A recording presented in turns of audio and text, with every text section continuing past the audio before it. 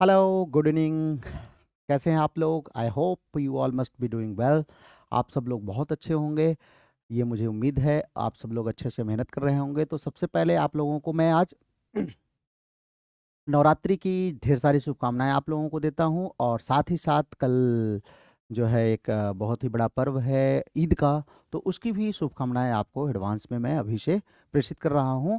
और इन शुभकामनाओं के साथ आज हम आपके लिए एक बहुत ही स्टैंडर्ड क्लास लेकर के आए हैं, बहुत ही बेहतरीन क्लास है, जो कि हमारे एक थियरिस्ट हैं, एफ आर लेविस। तो एफ आर लेविस साहब के थियरीज को हम लेकर के आए हैं। इन्होंने क्या इनका कंट्रीब्यूशन रहा है थियरी में, एज अ थियरिस्ट हम इनको क्यों याद करते हैं, उसके बारे में हम आएंगे। तो सबसे पहले हम क्या करेंगे, हम इनकी बायोग्राफी को देखेंगे। तो अभी आप क्या करेंगे, आप इसको लिंक को अपने जो भी फ्रेंड्स एंड फैमिली एवरीवन जो भी पढ़ना चाहते हैं उनको आप शेयर करेंगे, और इस वीडियो को जरूर लाइक करेंगे, और लास्ट में जा करके आप अपने कमेंट्स जरूर ड्रॉप करेंगे। ये इतना आपको करना है। तो आइए हम क्लास की शुरुआत करते हैं, विदाउट हम और समय लिए हुए शुरू करते हैं फार लेविस की लाइफ के बारे में।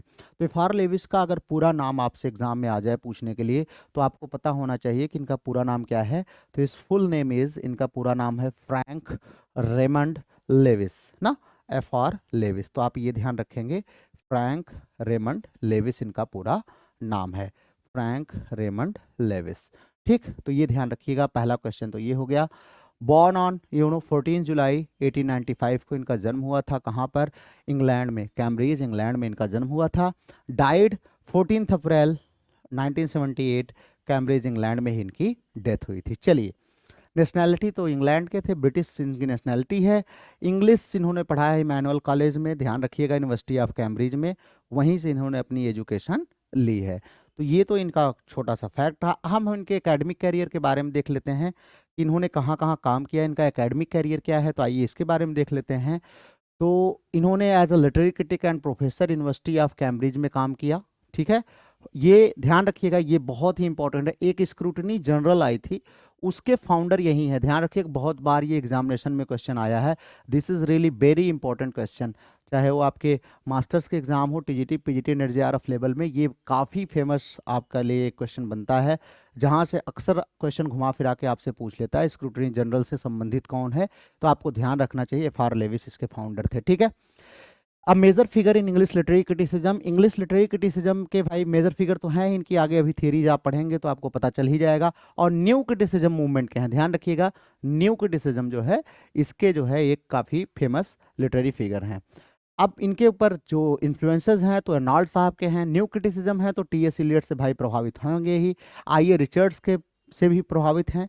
और इनके स्टडी फील्ड देखें तो लिटरेरी क्रिटिसिज्म इनका है। कल्चरल स्टडीज़ में भी हमें एफ आर लेविस साहब मिलते हैं, और उसके बाद इंग्लिश लिटरेचर में तो इनका योगदान काफ़ी है ही। एज अ होल हम यहाँ पर इनको जो पढ़ेंगे वो थियरिस्ट के रूप में हम इनको यहाँ पर पढ़ रहे हैं। ठीक है, तो अर्ली लाइफ एंड एजुकेशन यहाँ पर देखें तो मिडिल क्लास फैमिली कैम्ब्रिज में इनका जन्म हुआ था, और काफ़ी बचपन से इंटेलेक्चुअल शहर का इनके ऊपर प्रभाव पड़ा, और इंग्लिश लिटरेचर में काफ़ी इनका अच्छा खासा जो है इंटरेस्ट था, तो काफ़ी पढ़ाई करी इन्होंने। वर्ल्ड वार फर्स्ट में इन्होंने थोड़े दिन जो है अपनी सर्विस सेवाएं भी दी थी इन्होंने।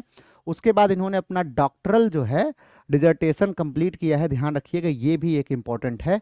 इन्होंने क्या किया है, the relationship of journalism to literature, journalism और लिटरेचर के रिलेशनशिप को इन्होंने एक्सप्लोर किया है। इस पर इनका डॉक्टरल डिजर्टेशन तैयार हुआ है। ठीक है, चलिए, कैरियर एंड इंटेलेक्चुअल डेवलपमेंट की बात करें तो जनरल इनका आप जानते ही हैं, अभी पीछे आपको बता ही दिया कि इन्होंने क्या किया है। स्क्रूटनी नाम का एक जनरल जो है ये फाउंड किया कब? 1932, 1932 में इन्होंने फाउंड किया, और 1953 तक जो है इसके एडिटर चीफ रहे भी हैं। और इनके बहुत सारे आइडियाज़ हैं जिसको हम आगे पढ़ेंगे, कि moral and intellectual seriousness of literature को इन्होंने दिखाया है। आइडियाज़ ऑफ जो मास कल्चर है उसके कैसे अगेंस्ट इन्होंने दिखाया है। ये सारी चीज़ें हम आगे पढ़ेंगे। ठीक है, यहाँ पर इतनी चीज़ें आप नोट कर लीजिएगा इनके बारे में। आगे हम चलते हैं, लेटर ईयर्स एंड डेथ को देखें तो भाई इनकी डेथ को आप याद रखेंगे, सिर्फ 1978 में इनका डेथ हुआ था, 14 अप्रैल 14 अप्रैल 1978 को इनका जन्म हुआ था, ये आप याद रखेंगे। बाकी और कुछ यहाँ पर खास याद रखने की ज़रूरत नहीं है। अब जो हमारा शुरू हो रहा है और जिसको आपको बहुत ध्यान से पढ़ना है और याद रखना है, वो है इनके मेजर वर्क्स, जो हमारे एफ.आर. लेविस साहब ने लिखे हैं, उसमें क्या क्या दिया है। तो आइए एक एक करके हम मेजर वर्क्स को उनके देखते हैं। तो पहला इनका जो मेजर वर्क्स है, बहुत ही इंपॉर्टेंट वर्क है, new bearings in English poetry. भैया बहुत इंपॉर्टेंट है, इसको आप किसी भी कीमत पे भूल नहीं सकते, ध्यान रखिएगा। New bearings in English poetry 1932 में ये आई थी।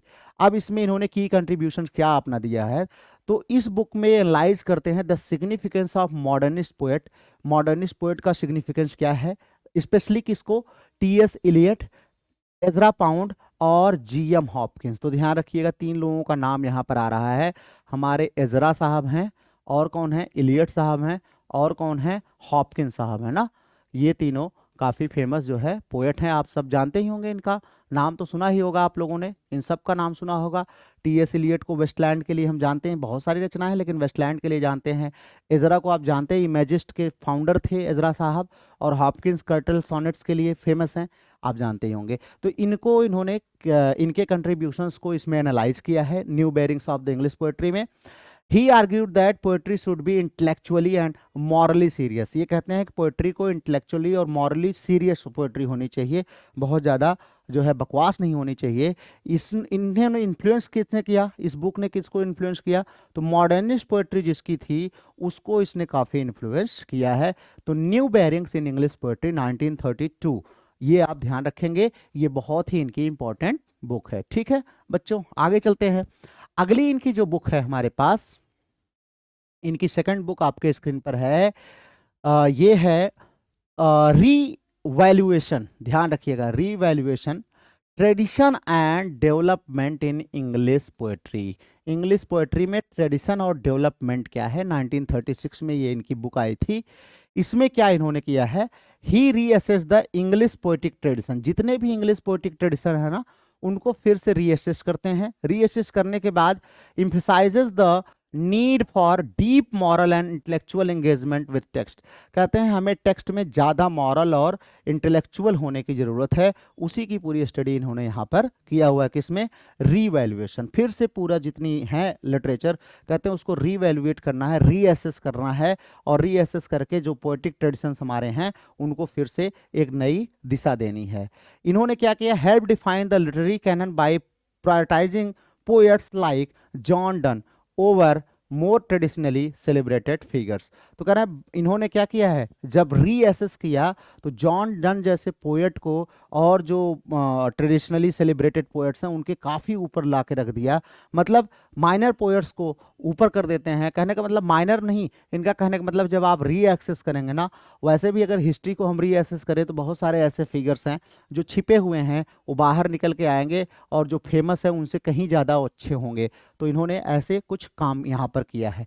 अब इनकी अब तक की सबसे फेमस बुक की अगर हम बात करें तो वो है द ग्रेट ट्रेडिशन। बहुत ही ज़्यादा फेमस बुक है, ध्यान रखिएगा, 1948 में आई थी, बहुत ही फेमस है। इस ग्रेट ट्रेडिशन में इन्होंने क्या किया है, इन्होंने कुछ नॉवलिस्ट लिए, 4 नॉवलिस्ट, जैसे जेन ऑस्टिन को लिया, नाम याद रखिएगा पूछता एग्जाम में, जॉर्ज इलियट को लिया, हेनरी जेम्स को और जोसेफ कॉनरैड को।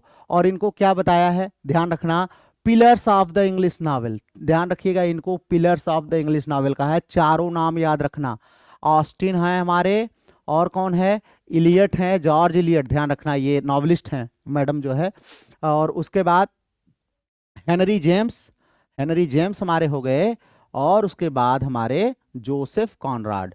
तो ध्यान रखना, इनको 4 जो है अपने इन्होंने pillars of the English novel के रूप में इनको सेलेक्ट किया है और इन्हीं को बताया है अपने द ग्रेट ट्रेडिशन में। ध्यान रखिएगा, बहुत बार ये इससे क्वेश्चंस आता है, चारों नॉवलिस्ट के नाम भी पूछता है, एक मिस कर देगा वही आपसे पूछेगा कौन से इसमें नहीं है। इसमें क्या है, आर्गू करते हैं that great literature must demonstrate moral seriousness and deep engagement with human experience. इसमें यही बताते हैं कि मॉरल एंगेजमेंट, मॉरल सीरियसनेस और डीप एंगेजमेंट होनी चाहिए किसकी, ह्यूमन एक्सपीरियंस के साथ जो है। ये मॉरल मतलब कुल मिला जुला कर ज़्यादातर इनके बुक्स में हम देखेंगे तो इंटेलेक्चुअलिटी और मॉरल की बात करते हैं। ये कहते हैं कोई भी राइटिंग होती है वो इंटेलेक्चुअली होनी चाहिए, मॉरली और इंटेलेक्चुअली सीरियस होनी चाहिए, ठीक है। और इन्फ्लुएंस की बात करें तो इन्होंने बहुत सारे लोगों को इन्फ्लुएंस किया है। चलिए अब इनका एक जनरल जो इन्होंने स्थापित किया था, अपना एस्टैब्लिश किया था, फाउंड किया था, that is scrutiny general. It was publish in 1932 1932 से 1953 तक ये चली थी। इसका कंट्रीब्यूशन क्या है? तो ये क्रिटिकल जर्नल है, ध्यान रखिएगा, that evaluate literature with rigorous analysis and moral critic. ठीक है, कुछ इसका फिक्स है, उस पर जो है इसको एनालाइज करते हैं बुक्स को।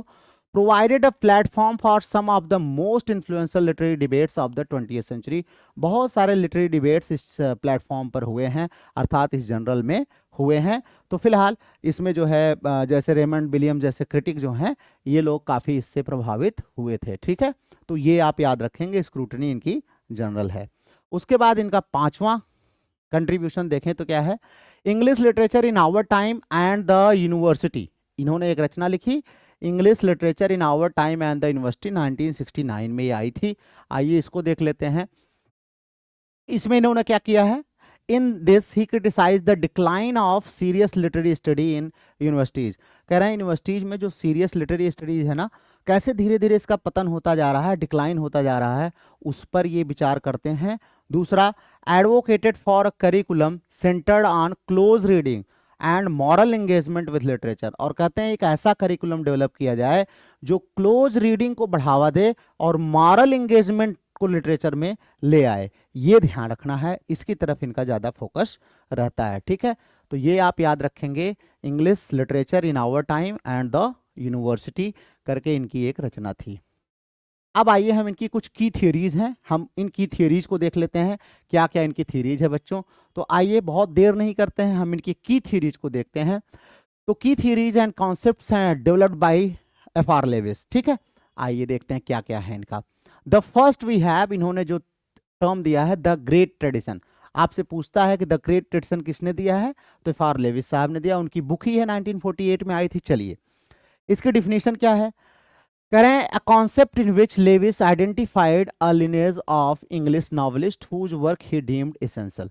इसमें क्या करते हैं, एक पूरा श्रृंखला बनाते हैं, एक वंशावली पूरी देखते हैं, जिसमें 4 ग्रेट इंग्लिश नॉवलिस्ट को ये लेते हैं और बताते हैं कि इनके नॉवेल्स जो है क्यों बहुत ज़रूरी हैं, इनको लगता है कि ये बहुत ज़रूरी हैं। तो उसमें आपको पीछे हमने नाम बताया था, ऑस्टिन साहब हमारे थे, और कौन थे? जॉर्ज इलियट, और कौन थे? हेनरी जेम्स, और कौन थे? जोसेफ कॉनराड ना। तो ये चारों नाम आप याद रखेंगे, ये चारों को ही इन्होंने अपने 4 ग्रेट ट्रेडिशन में इंक्लूड किया है। ठीक है बच्चों, अब इस पे थोड़ा सा हम और एग्जाम्पल देख लेते हैं, क्या इन्होंने इंट्रोड्यूस किया है। इसमें ये क्या कहते हैं, जो है F.R. लेविस साहब कहते हैं कि literature should be evaluated based on it's moral seriousness. कह रहे हैं कोई भी लिटरेचर किस पर बेस्ड होना चाहिए? इसके मॉरल सीरियसनेस पर बेस्ड होना चाहिए, and capacity to enrich human understanding.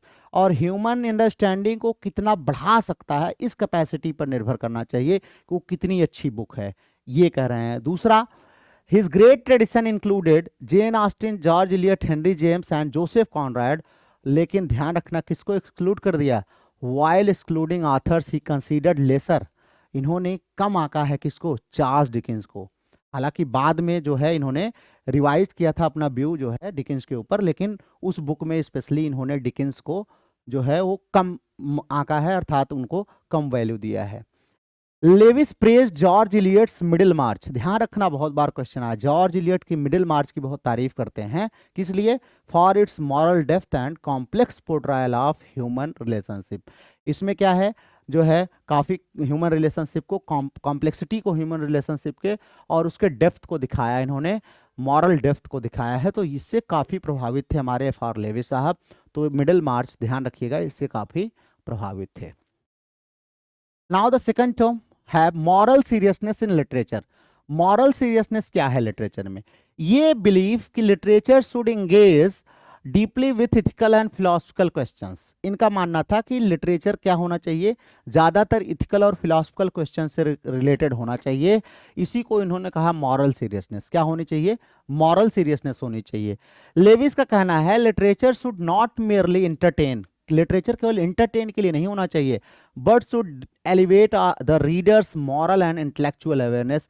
बल्कि हमारे मॉरल और इंटेलेक्चुअल अवेयरनेस को भी क्या करे, बढ़ाए, जो वही लिटरेचर है। Literature should not be just for entertainment, rather it should क्या करना चाहिए, it should elevate our moral and intellectual consciousness. हमारे अवेयरनेस और कॉन्शसनेस को ज़्यादा इसको बढ़ावा से आना चाहिए। इसीलिए किसको प्रेज करते हैं, हेनरी जेम्स का the portrait of a lady. ये कहते हैं कि इसमें हमने क्या देखा है, मॉरल रिस्पॉन्सिबिलिटी को कितना बढ़िया तरीके से और पर्सनल इंटीग्रिटी को एक्सप्लोर किया है, किसमें, द पोर्ट्रेट ऑफ लेडी में। तो ये इनका बेहतरीन एग्जाम्पल ये यहाँ पर देते हैं, किसमें, मॉरल सीरियसनेस इन लिटरेचर। तो ध्यान रखिएगा, moral seriousness in literature term किसके द्वारा दिया गया है, F.R. लेविस साहब द्वारा दिया गया है। ठीक है, चलते हैं, नेक्स्ट हमारा है, next we have close reading. Close reading हमारा क्या है बच्चों, देखते हैं, a detailed analytical approach to reading, text focus on language structure and meaning. तो ये क्लोज रीडिंग का कॉन्सेप्ट भी F.R. लेविस साहब ने दिया है। कह रहे हैं जब हम किसी बुक का डिटेल्ड एनालिटिकल अप्रोच करते हैं, पढ़ते हैं उस टेक्स्ट को, और लैंग्वेज पर फोकस करते हुए स्ट्रक्चर और मीनिंग पर, तब हम उसको क्या बोलते हैं, क्लोज रीडिंग। मतलब हम उसकी लैंग्वेज पर फोकस करते हैं, उसका स्ट्रक्चर कैसा है, उसकी मीनिंग क्या है, तब हम उसको क्या बताते हैं, टेक्स्ट की हम क्लोज रीडिंग कर रहे हैं। क्या कर रहे हैं, टेक्स्ट की हम क्लोज रीडिंग कर रहे हैं। ठीक है, तो ये बहुत इंपॉर्टेंट है। इनका कहते हैं जो है ये आई रिचर्ड्स को बहुत ज़्यादा इन्फ्लुएंस आई रिचर्ड्स से थे। तो ये कहते हैं लेविस जो है कि the careful study of literary text without external references such as historical और बायोग्राफिकल कॉन्टेक्स्ट। ये उसी बात पे कहते हैं कि कोई भी लिटरेरी पीस है हमारा, तो कह रहे हैं कोई भी लिटरेरी पीस है ना, तो इसके हिस्टोरिकल और बायोग्राफिकल कॉन्टेक्स्ट में मत जाइए, किसने लिखा है, कहाँ लिखी गई, इंग्लैंड में लिखी गई, इंडिया में लिखी गई, कहाँ लिखी गई, इस पर मत जाइए, केवल टेक्स्ट पर पढ़िए। इसी को क्लोज रीडिंग कहते हैं। क्या कहते हैं, क्लोज रीडिंग कहते हैं। मतलब केवल जो कंटेंट लिखा है उस पे जाइए, कौन इसका आथर है, कहाँ से इन्फ्लुएंस्ड है, किस से प्रभावित है, इस पर मत जाइए, नहीं तो आप उसका सही इवैल्यूएशन नहीं कर पाएंगे। आगे आप देखेंगे इसी से मिलता जुलता जो हमारा the death of the author वगैरह की थ्योरी है, वो कहीं ना कहीं इसी क्लोज रीडिंग को ही क्या करती है, क्लोज रीडिंग को ही आगे बढ़ाती है। Next we have anti mass culture critic. Anti mass culture critic क्या था, ये ध्यान रखिएगा। ये कहते हैं लेविस कि mass media and popular culture degrade intellectual and literary standard. आजकल की जो मास मीडिया है ना, और जो हमारा पॉपुलर कल्चर है, ये हमारे लिटरेचर की इंटेलेक्चुअल और लिटरेरी स्टैंडर्ड को धीरे धीरे डाउन कर रहा है, डिग्रेड कर रहा है। और अगर देखूं तो थोड़ा बहुत है भी, आजकल मास मीडिया स्पेशली हम देखते हैं, तो इसने क्या किया है, लिटरेचर को बहुत डिग्रेड कर दिया है। बहुत थर्ड ग्रेड के जो है लिटरेचर लिखे जाने लगे, लिटरेचर का स्तर जो है धीरे धीरे वो कम होता गया। तो इस पर भी ये काफ़ी विचार करते हैं और एक टर्म दिया है एंटी मास कल्चर। ठीक है, he argued that industrialization and mass entertainment led to the decline of serious culture engagement। कहते हैं जैसे जैसे इंडस्ट्रियलाइजेशन बढ़ाना, लोगों की मांगे बढ़ती चली गई और बहुत ज़्यादा मास इंटरटेनमेंट आते चले गए ना, वैसे ही कंटेंट क्या होता गया, डिग्रेड होता गया, धीरे धीरे उसकी सीरियसनेस क्या हो गई, समाप्त हो गई। एग्जाम्पल कह रहे हैं जैसे criticise Hollywood films and best selling novels for promoting superficial narratives rather than the intellectual rigour. कह रहे हैं बहुत सारे हॉलीवुड फिल्म्स हैं और बहुत सारे बेस्ट सेलिंग नॉवेल्स हैं जो कि सीरियस नरेटिव्स को नहीं देते हैं, रादर ये क्या करते हैं, बस अपने कंटेंट को सेल करने के लिए कोई बर्निंग नरेटिव देते हैं। The next we have literature as a civilising force. ये मानते हैं कि लिटरेचर क्या है, आदमी को सभ्य बनाने वाली एक ताकत है, सिविलाइजिंग फोर्स इसमें होता है लिटरेचर में।